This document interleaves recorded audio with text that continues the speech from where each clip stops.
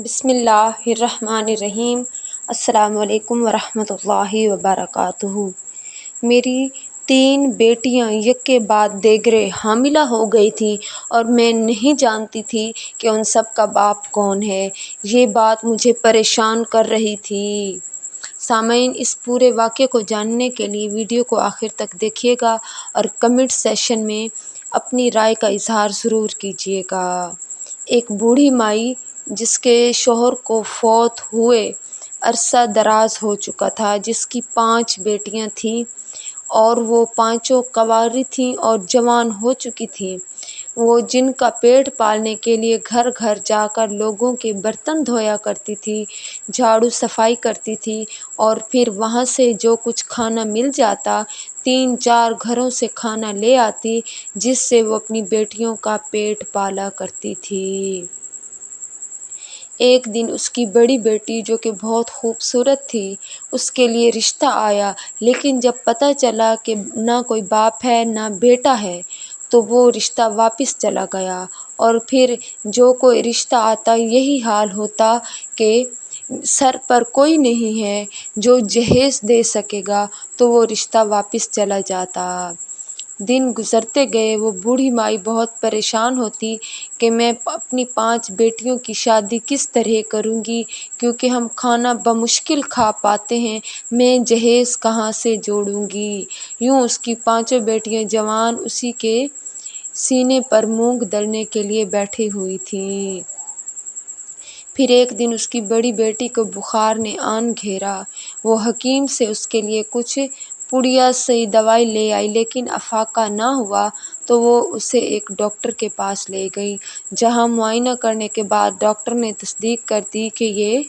امید سے ہے۔ جب وہ گھر آئی تو اس نے اپنی بیٹی سے پوچھا، چل بتا کہ کس کے ساتھ منہ کالا کیا ہے؟ تو وہ بیٹی رونے لگی، گڑ گڑانے لگی کہ مجھے کچھ معلوم نہیں ہے۔ تو اس نے اپنی بیٹی کو اچھا خاصا پیٹ ڈالا۔ جب کچھ نہ بن پڑا تو صحن میں بیٹھ کر پھوٹ پھوٹ کر رونے لگی۔ اس طرح کچھ ٹائم گزرا تو دوسری بیٹی کی طبیعت خراب ہوئی اور اسے ڈاکٹر کے پاس لے گئی تو وہاں تصدیق ہوئی کہ یہ بھی امید سے ہے۔ تو وہ گھر آئی، اسے بھی اچھا خاصا اس نے پیٹ ڈالا، لیکن کوئی افاقہ نہ ہوا، کیونکہ دونوں بیٹیاں ہی اس بات سے انکاری تھیں کہ ہم کیسے حاملہ ہو گئی ہیں۔ وہ بار بار قسم اٹھاتی کہ اماں جان، تم اچھی طرح جانتی ہو کہ ہم پردہ کرتی ہیں، ہم حافظ قرآن ہیں، ہم گھر سے باہر قدم نہیں نکالتی، نہ ہم نے کبھی کسی نامحرم سے بات کی ہے، نہ کبھی کسی کے نزدیک گئی ہیں، تم ہمیں اچھی طرح جانتی ہو، پھر تم خود ہی بتاؤ کہ ہم ایسا گناہ کیسے کر سکتی ہیں۔ اور دوسری جانب وہ بوڑھی مائی پریشان تھی کہ جب بیٹیاں بھی کہیں نہیں گئی تو پھر یہ امید سے کیسے ہو گئی ہیں، ان کی کوکھ میں پلنے والی اولاد کہاں سے نکل آئی ہے جب یہ کسی نامحرم سے ملی ہی نہیں ہے۔ وہ اسی پریشانی کے عالم میں جی رہی تھی کہ بڑی بیٹی کے ہاں ایک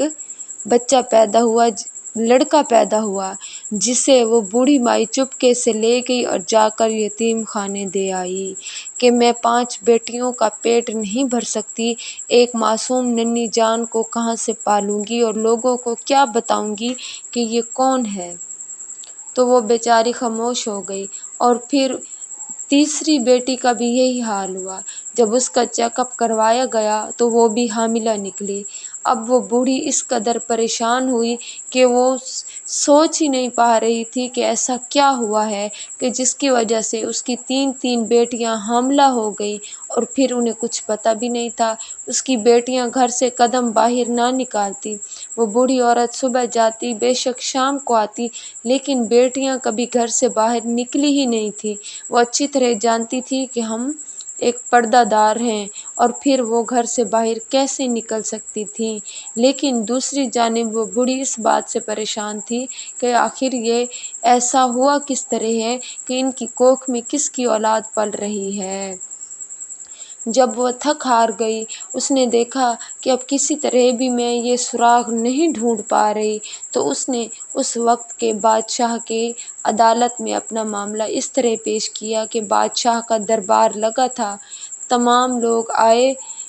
اپنا اپنا معاملہ پیش کرنے لگے۔ جب اس بوڑھی عورت کی باری آئی اور اسے وزیر نے کہا کہ چل بڑھیا بتا تیرا کیا مسئلہ ہے، جیسے ہی اس کے یہ الفاظ ہونٹوں سے ادا ہوئے وزیر کے، تو اس بڑھیا نے رونا شروع کر دیا۔ تو اس وزیر نے کہا بی بی رونا بند کرو، بتاؤ کس مسئلے کے لیے آئی ہو؟ تو اس نے کہا میں جو بات بھی کرنا چاہتی ہوں وہ بادشاہ سے اکیلے میں کرنا چاہتی ہوں۔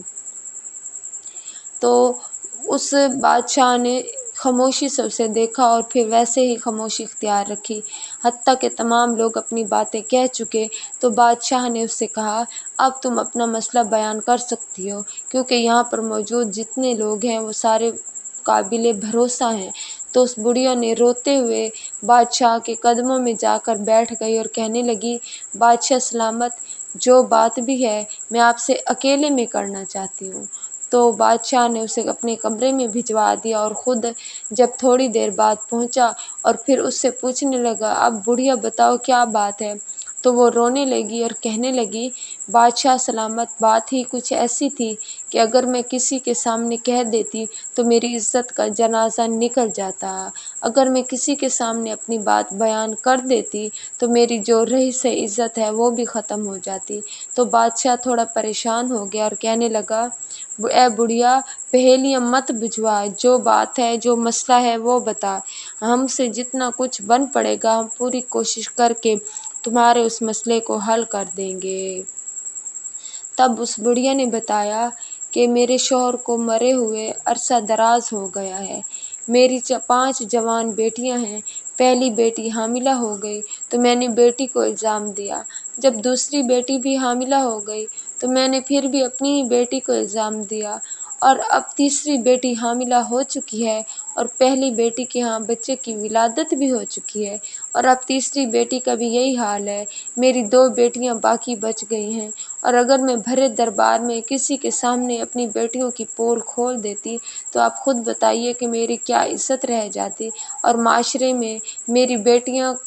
کیسے سر اٹھا کر جی سکتیں۔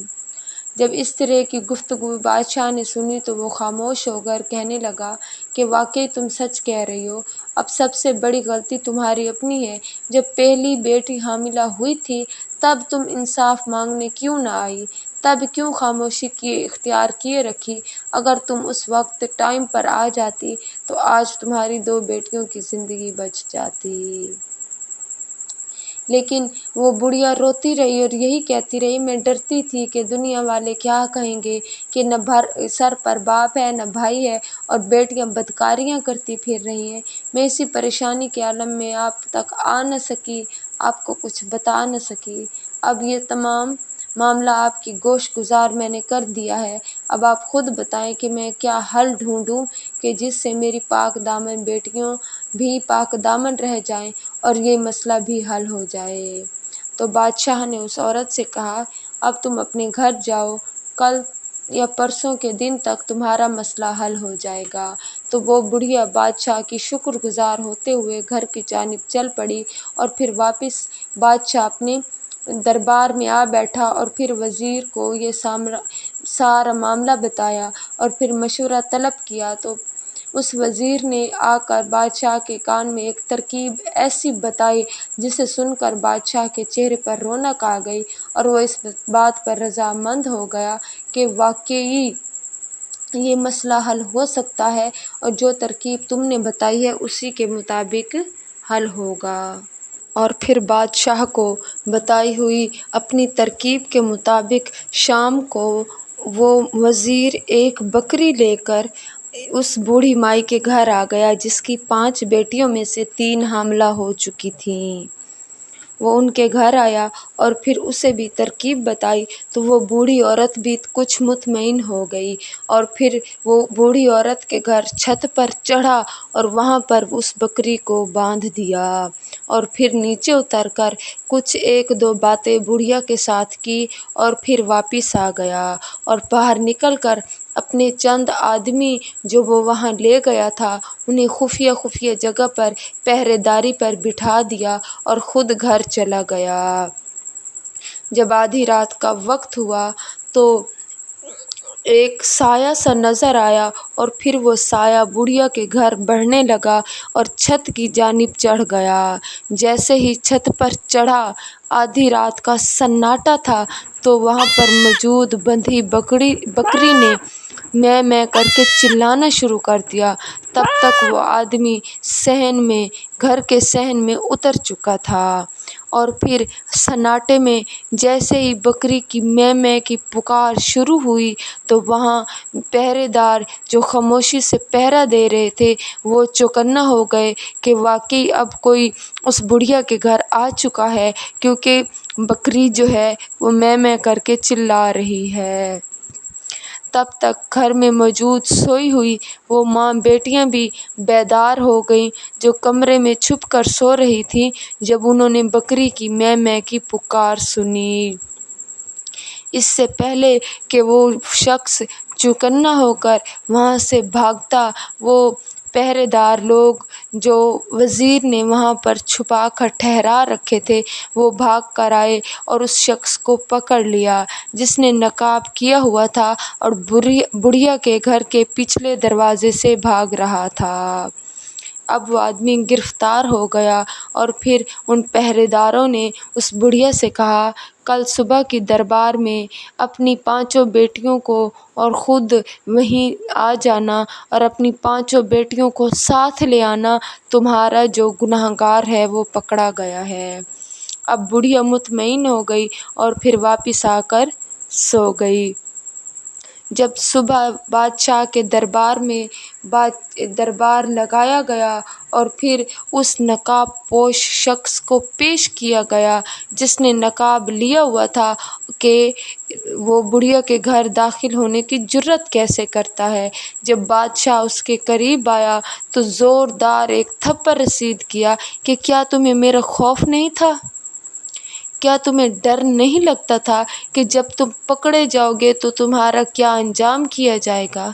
جب اس کے چہرے سے نقاب ہٹایا گیا تو وہ بڑھیا یہ دیکھ کر حیران رہ گئی کہ وہ کوئی اور نہیں، اس کا خود کا دیور تھا۔ جب بار بار اسے مارا پیٹا گیا اور پھر اس سے پوچھا گیا کہ اس نے یہ ذلیل حرکت کیوں کی ہے کہ خود کی سگی بھتیجیوں کو حاملہ کر دیا، کہ وہ دائرۂ اسلام سے خارج ہونے والے اعمال اس نے کیوں کیے، تب اس نے بتایا کہ میرے بھائی کی شادی سے پہلے ہم 2 بھائی تھے اور میرا بھائی بہت زیادہ محبت اور توجہ اور اچھا سلوک کرتا تھا مجھ سے۔ پھر جب اس کی شادی ہوئی تو اس نے اپنی محبت اور اپنی توجہ بیوی کی جانب کر لی اور میری طرف سے منہ موڑ لیا۔ میں نے کچھ صبر کیا حتیٰ کہ میرے بھائی کے گھر اولاد پیدا ہونے لگی، اور جب 5 بیٹیاں پیدا ہوئی تو پھر میرا بھائی مجھے بھول چکا تھا، اسے یاد بھی نہیں تھا کہ میرا کوئی بھائی بھی ہے۔ اور پھر جب وہ اس دنیا سے چلا گیا، میری پہلی بھتیجی جوان ہوئی تو میں اپنی بھابھی کے پاس آیا اور میں نے اس سے کہا کہ یہ اتنی خوبصورت اور دل نشین ہے، تم اس کی شادی مجھ سے کرا دو۔ تب میری اس بھابھی نے میرے منہ پر تھپڑ مار کر مجھے گھر سے نکال دیا کہ تمہاری جرات کیسے ہوئی ایسی بکواس کرنے کی، وہ تمہاری سگی بھتیجی ہے اور تم اس سے شادی کی بات کرتے ہو۔ پھر چپکے میں ان کے گھر جھانک کر دیکھا کرتا تھا اور ان کے حسن کو دیکھ کر آہیں بھرتا تھا۔ اب میرے جذبات میرے قابو میں نہ رہے تھے اور پھر ایک دن میں ایک حکیم کے پاس گیا اور اس سے ایک جڑی بوٹی لے آیا،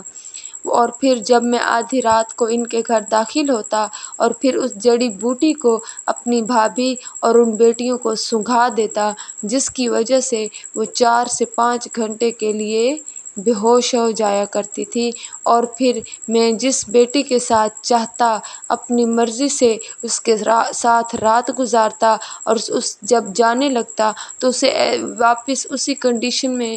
سلا کے لٹا دیتا جس کنڈیشن پر وہ سو رہی ہوتی تھی۔ اس طرح جب ایک حاملہ ہو گئی اور پھر جب میں نے دیکھا کہ اب وہ میرے کچھ کام کی نہیں رہی تو میں نے دوسری بیٹی کے ساتھ ایسا کیا۔ جب پہلی بیٹی نے मेरी पहली भतीजी ने एक बेटे को जन्म दे दिया और फिर मैंने देखा कि वो कुछ बीमार सी रहने लगी है, तो फिर मैंने तीसरी बेटी को भी इसी तरह हामिला कर दिया। जब बादशाह ने ये सुना तो वो चीख उठा और गुस्से से पागल होते हुए म्यान से तलवार निकाली और उस चच्चा का धड़ से सर को अलग कर दिया और फिर बूढ़ी माई की तरफ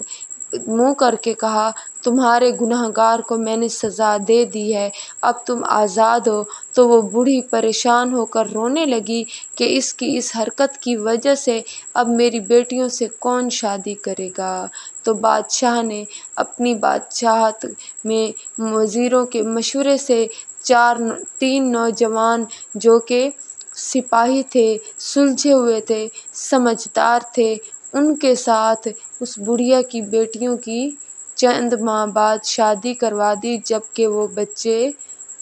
को जन्म दे चुकी थी। उन बाकी भी 2 बेटियों के बच्चों को यतीम खाने में भिजवा दिया गया और उन 3 बेटियों की शादी बादशाह के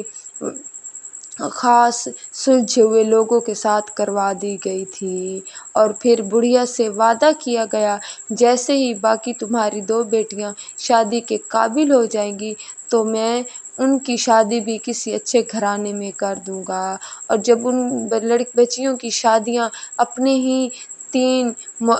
समझदार नौजवानों से की गई तो उनके घर भी बनवाए गए, उन्हें जहेज़ दिया गया, साजो सामान मुकम्मल दिया गया, हत्ता कि उन्हें पूरा घर भर जहेज़ दिया गया। और फिर बाकी 2 बेटियों की ज़िम्मेदारी भी उस बादशाह ने ले ली और फिर उस औरत से कहा कि मैं कैसा गाफिल रहा कि मैं ऐसा बादशाह गुज़रा कि रहा हूँ कि जिसकी बादशाहत में एक बुढ़िया परेशान होती रही, अपनी बीवियों की वजह से उसकी बेटियों की इज़्ज़त महफूज ना रही और हमें इस बात का पता ही न चल सका। काश तुम अपनी पहली बेटी जब वो हामिला हुई थी उस वक्त इस मसले को पेश करती, इस वाक़े को बयान करती, तो आज तुम्हारी बाकी 2 बेटियां उस गलीज़ इंसान के चुंगल से बच जाती और वो बाइज़्ज़त होती। लेकिन अब क्या किया जा सकता था, जो होना था वो तो हो चुका था। इस वाक़या से हमें ये सबक मिलता है कि अगर घर में मौजूद औरतों के सर पर बाप और शौहर का साया ना हो तो दुनिया में मौजूद अपना करीबी रिश्तेदार ही क्यों न हो, वो भी जवान बहन बेटियों पर गलत निगाह डालना ज़रूरी समझते हैं। और ऐसी बादशाहत में और अगर कोई बादशाह अपनी रियाया का ख़याल ना रखे तो रियाया में मौजूद बेआसरा लोगों की इज़्ज़तें इसी तरह नीलाम होती हैं और फिर वो उनकी जो ज़िंदगियां हैं वो बर्बाद हो जाती हैं।